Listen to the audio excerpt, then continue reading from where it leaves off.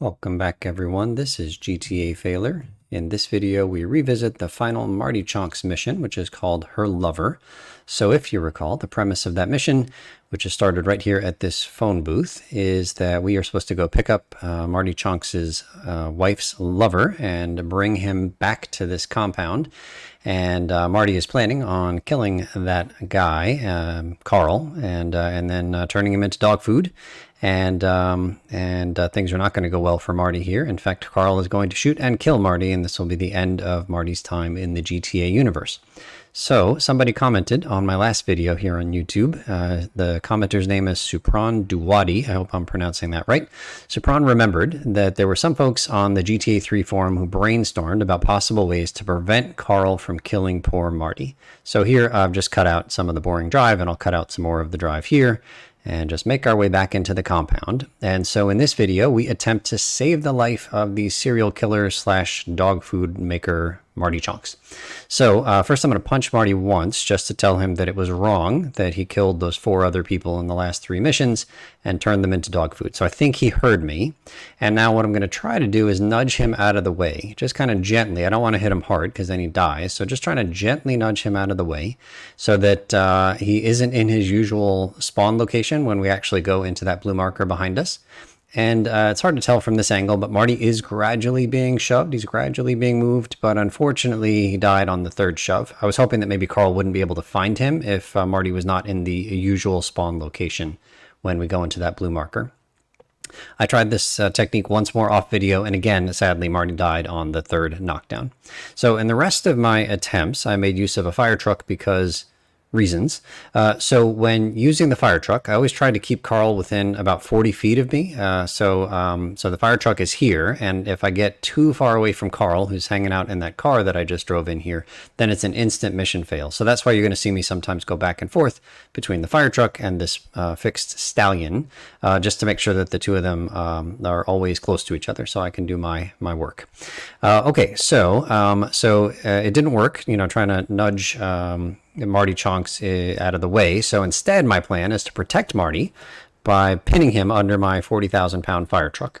And the plan here, just stay with me. The plan is that I don't think that Marty's shotgun blast can hurt Marty. I mean, Marty's probably getting hurt right now by the 20-ton fire truck. But I don't think that the shotgun blast can hurt Marty. But listen to the sound. And that was the sound of Marty dying right at the start of the cutscene. So it was an instant mission fail. You can see the blood. So I tried to protect Marty with the fire truck, and it didn't work. I can't believe it. I really thought that was a good plan there. Okay, next thing we're going to do is try to... so actually, I've shoved Marty a little bit further away from where he normally spawns. And now we're going to put this big fat fire truck in the way so that Carl has no chance to shoot Marty, because Marty will be protected by a fire truck. But the Rockstar programmers are going to eat my fire truck, just like the dogs of Liberty City are eating the remains of Mrs. Chonks. Okay, so even though Carl and Marty are a little bit farther apart than they usually are in this cutscene, Marty is still going to bite it here, unfortunately. That fire truck did not do its thing. It was just despawned. Okay, so mission passed, so we got to start over. In these final 2 attempts here, I'm going to try the idea that Supran had suggested in their comment. Supran had said that folks on the forum talked about maybe spraying Marty to safety with the fire truck, and so that's why we have the fire truck here. So my plan is to spray Marty into the northwest corner of this compound, just on the other side of those 2 parked blue trucks. And try to just get him away as far away from possible as Carl as we can, and again, in order to save poor Marty. One thing I learned while recording this footage is that the fire hose in GTA 3 doesn't control very well. On my number pad, the 4 rotates the hose counterclockwise and the 9 raises the hose, and it didn't seem like any of the other keys did anything, which is why you see me aiming the hose by steering the truck instead of actually by moving the hose around. I really wish I could have aimed the hose lower, because then I wouldn't have had to be so far away from Marty in order to spray him. Okay, so Marty is just about in his protected place over there in the corner, nice and cozy. And then to really keep my boy Marty safe, I'm going to turn my fire truck around and really block Marty in there so that there's absolutely no chance that Carl can get around my fire truck, because I'm going to wedge it here between the wall on my right and then this truck here on my left. And so you're going to see me get out here, and I'll walk around the fire truck just to make it really clear that there's no chance that Carl can get by the fire truck on either side. And then we're gonna see what happens. One thing I'll point out here in this cutscene that's coming up is that Carl always seems to be able to face Marty at the end of the cutscene, even when Marty isn't where he's supposed to be. It's really interesting. So you're going to see here Carl walking to the normal spot facing the back wall, but then instantly he's gonna angle off to the right, just like that, always facing Marty, which seems like prim and proper. I appreciate the respect that he's showing his elder. Okay, so the cutscene here is going to go a little bit longer than normal. I actually wondered if I had soft locked the mission, so like I can't see what's happening. It's like all off screen here. But I just wondered if maybe the game was soft locked. But sadly, I passed, which means that again, Marty has died, and so I'm so angry at Carl, I'm gonna punch him. Now count the shotgun shells he hits me with here. Watch this. So punches me a couple of times, then one blast with the shotgun, and then a second blast with the shotgun. This is nonsense, gang, because Carl is programmed in this mission to have exactly 2 shotgun shells. And if he just shot me with both of those shotgun shells, that means that he didn't shoot Marty with any of his shotgun shells. So how did Marty die if Carl didn't shoot him? Also, where is Marty's corpse? I don't know what's happening here. I'm not really a conspiracy theory kind of guy, but I'm calling shenanigans on Rockstar for claiming that Marty is dead with no bullet and no body. Hashtag flat earthers for Marty. Okay, so here's my final attempt at this challenge. I'm going to play some of it in double speed because it took a long time to get Marty where I wanted to.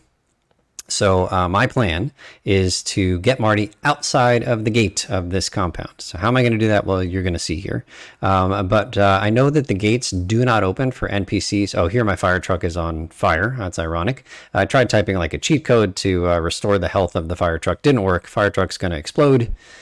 That's just too bad. And so now I'm wondering if I need to start over with this mission, or if I can somehow conjure up another fire truck here. So I was saying that the gate over here, this automatic gate, does not open for NPCs. So if I can somehow get Marty on the other side of this gate, and then we start the cutscene with Carl inside the compound. Well, there's no chance that Carl can get outside of the compound, because the gate literally will not open for him at any point. And so that's what we're going to do. We're just going to try to get Marty outside. So in my attempt to get a fire truck to show up for me here, we got to light some people on fire. I understand. More irony here as I try to save the life of a serial killer by becoming a serial killer myself. I'm going to use this joke in an upcoming video in the mission Trial by Fire, but it seems appropriate to use it here too, so I'm just going to recycle it. There's an old saying. It says, give a man a fish, he'll eat for a day. Teach a man to fish, and he'll eat for the rest of his life. And so the saying for those folks that I just tossed Molotov cocktails on, build a man a fire, and he'll be warm for a day. Set a man on fire, he'll be warm for the rest of his life. Okay, so let's fast forward here as we kind of try to make sure we don't get too far away from Carl in that car, and finish trying to squirt poor Marty, protect Marty at all costs, trying to get him outside of this compound. One thing I can say here is that I'm recording this video with a different microphone. Actually just bought a microphone, my first ever purchase for my YouTube career. And so I'm hoping that the quality here sounds better than it did on the first, 46 videos of this series. The bad news, even if it does sound better, is that I have already recorded, let's see here, the next 97 videos in this GTA 3 series. I'm just dropping them 3 every week, but I've already recorded 97 more videos. The rest of the series is basically done unless people make suggestions here like Supron did for this video. So I don't know that I'll be getting a lot of use out of the mic for the GTA 3 series, which is essentially done unless there's more ideas coming from you folks in YouTube land. But I am toying with the idea of doing a similar video series for Vice City. And if I do, then I will record all those videos with this new mic. So hopefully it's sounding okay on this video. All right, so you can see here we've got Marty safe and sound outside of the compound, and we did that by opening and blocking the gate with the car that Carl is in. So I really want to leave not even a slight question that maybe Carl could shoot Marty through the gate if Marty was just outside the gate. So we're going to shove Marty all the way over here into this corner by that heart spawn location. So there's literally no chance. We know that Carl is not going to be able to get outside of the compound, and there's no way that Carl's shotgun can reach Marty way over there by the heart location. So I'm going to just drive over, and I'm going to wish Marty good luck and Godspeed. I'll tell him that I'm rooting for him, but something bad might be about to happen to him. Okay, so fingers crossed, and we'll try going into this cutscene one final time in this video. So what do you think? What are the odds that we can save poor Marty here? 50-50? Only a 10% chance we can save him, or is he guaranteed saved? I turned my car around here. I don't know why. It's silly, because the cutscene always puts you in the same angle when it starts up. Again, look for Carl to turn around and face where Marty is on the other side of this compound wall. So there he is.